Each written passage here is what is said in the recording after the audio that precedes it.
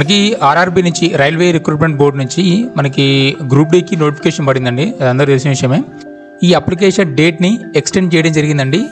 1 మార్చి 2025 వరకు కూడా ఆన్లైన్లో అప్లికేషన్ పెట్టుకోవడానికని ఆర్ఆర్బీ వాళ్ళు ఎక్స్టెండ్ చేయడం జరిగింది.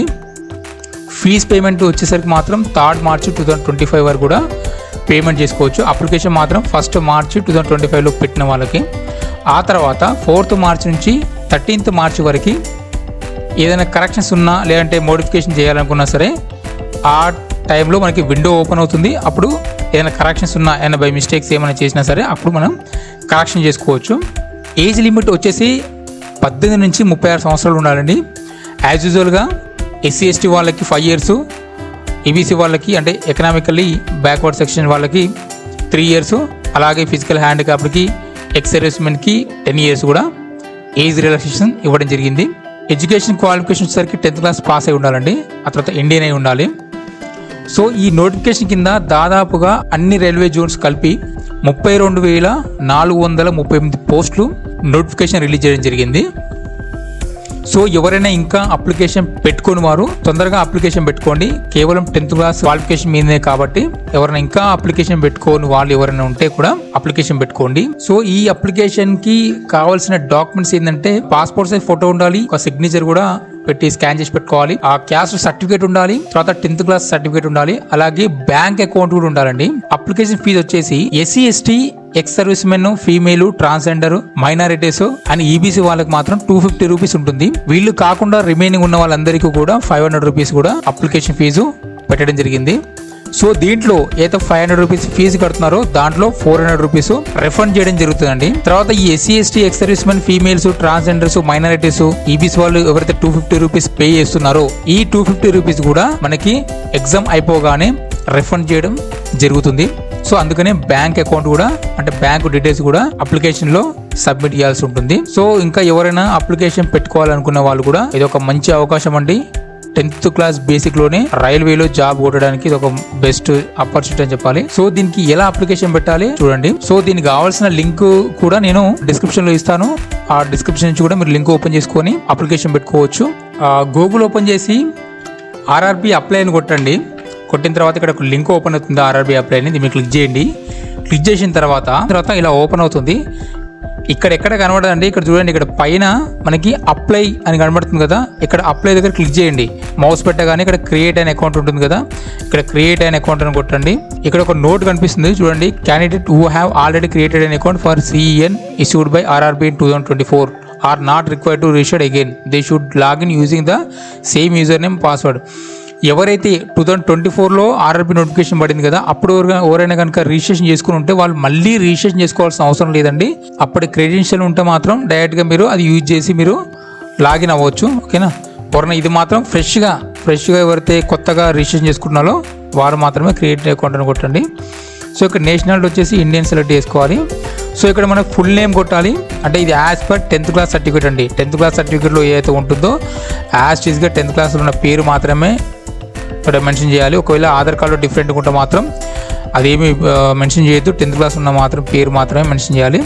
సేమ్ అలాగే మళ్ళీ రీటైప్ చేయండి సేమ్ నేము. ఆ తర్వాత ఏదైనా చేంజెస్ చేసుకున్నారా, ఏదైనా అఫీషియల్గా నేమ్ ఏమైనా చేంజ్ చేసుకుంటే ఎస్ అని పెట్టండి, లేదంటే నో అని పెట్టండి. ఓకేనా. ఆ తర్వాత date of birth as per 10th class memo ప్రకారం డేట్ ఆఫ్ బర్త్ మెన్షన్ చేయండి. ఆ తర్వాత మళ్ళీ ఇక్కడ డేట్ ఆఫ్ బర్త్ కూడా డేట్, మంత్, ఇయర్ టైప్గా ఇక్కడ మళ్ళీ డేట్ ఆఫ్ బర్త్ కూడా మెన్షన్ చేయండి. ఆ తర్వాత జెండర్ మేల్ అయితే మేల్, ఫీమేల్ అయితే ఫీమేల్ అని పెట్టండి. ఆ తర్వాత ఫాదర్ నేము మళ్ళీ రీటైప్ చేయండి, మదర్ నేమ్ మెన్షన్ చేయండి, రీటైప్ చేయండి. ఆ తర్వాత email ID compulsory. Email ID కొట్టిన తర్వాత ఒక ఓటీపీ వస్తుంది. సో ఈమెయిల్ ఐడి కంపల్సరీ అండి. ఈమెయిల్ ఐడి ఎంటర్ చేసిన తర్వాత జనరేట్ చేయండి ఓటీపీని. ఓటీపీ అనేది ఈమెయిల్కి వచ్చేస్తుంది, ఆ ఓటీపీకి ఎంటర్ చేయండి. ఆ తర్వాత మొబైల్ నెంబర్ ఎంటర్ చేసిన తర్వాత ఓటీపీ జనరేట్ అని కొట్టండి. ఆ తర్వాత ఓటీపీ వస్తుంది, ఓటీపీ మెన్షన్ చేసి వాలిడ్ చేయండి. ఆ తర్వాత ఆధార్ కార్డ్ నెంబర్ ఎంటర్ చేయండి, ఓటీపీ వెరిఫికేషన్ చేయండి. ఆధార్ కార్డ్కి మొబైల్ నెంబర్ కంపల్సరీ లింక్ ఉండాలని.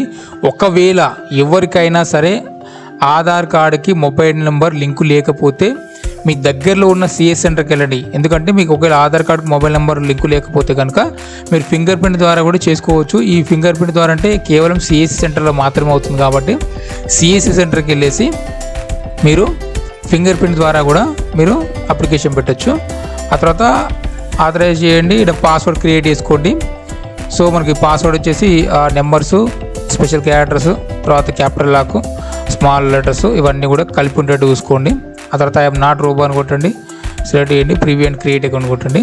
సో అకౌంట్ క్రియేట్ అయిన తర్వాత మనకి ఆ తర్వాత ఇలా ఒకటి డాష్ బోర్డ్ ఓపెన్ అవుతుందండి, అంటే నెక్స్ట్ విండో ఓపెన్ అవుతుంది. ఆ తర్వాత ఇక్కడ సిఎన్ నెంబరు 8/2024 ఉంది కదా, ఇక్కడ సెలెక్ట్ చేసుకోవాలి. ఇక్కడ మనకి ఏ డివిజన్ కావాలో ఆ డివిజను ఇక్కడ సెలెక్ట్ చేసుకొని నెక్స్ట్ అని నొక్కాలి. ఇట్లా ఓపెన్ అవుతుంది.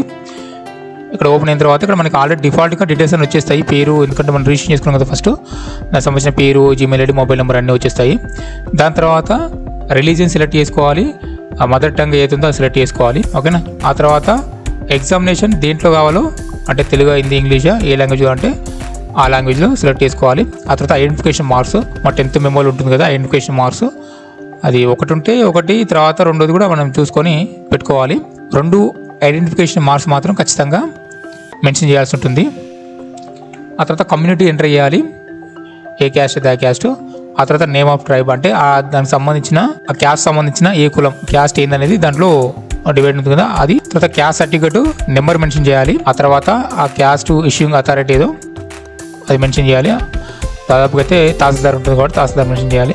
ఆ తర్వాత డేట్ ఆఫ్ ఇష్యూ, సర్టిఫికేట్ ఎప్పుడు ఇష్యూ చేశారనేది ఆ డేట్ కూడా మెన్షన్ చేయాలి. తర్వాత స్టేటు. ఆ తర్వాత మనకి ఒకవేళ ఎగ్జామ్ రాయడానికి రైల్వే పాస్ కావాలంటే ఎస్ అని పెట్టండి, లేకపోతే నో అని పెట్టండి. ఎస్ అని పెడితే మన దగ్గర ఉన్న రైల్వే స్టేషన్ ఏందో రైల్వే స్టేషన్ పేరు రాయాలి. ఆ తర్వాత క్యాస్ట్ సర్టిఫికేట్ అప్లోడ్ చేయాలి దాంట్లో. ఆ తర్వాత పర్మనెంట్ అడ్రస్ డీటెయిల్స్ ఇవ్వాలి, state, district and address, complete address ఇవ్వాలి, పిన్ కోడ్ నెంబర్తో సహా. Next are you employed in Indian railway అని అడుగుతుంది, నో అని పెట్టండి. నెక్స్ట్ బ్యాంక్ డీటెయిల్స్ అడుగుతుంది, ఎందుకంటే రిఫండ్ వస్తుంది కదా ఫీజు, ఆ ఫీజు రిఫండ్ కోసం బ్యాంక్ డీటెయిల్స్ కూడా అడుగుతుంది. Bank account number, IFSC code and account number కూడా మెన్షన్ చేసి కన్ఫర్మ్ చేయాల్సి ఉంటుంది. ఆ తర్వాత ఇక్కడ మన క్వాలిఫికేషన్ ఏందో మన ఫోటో, సిగ్నేచర్ అప్లోడ్ చేయాలి.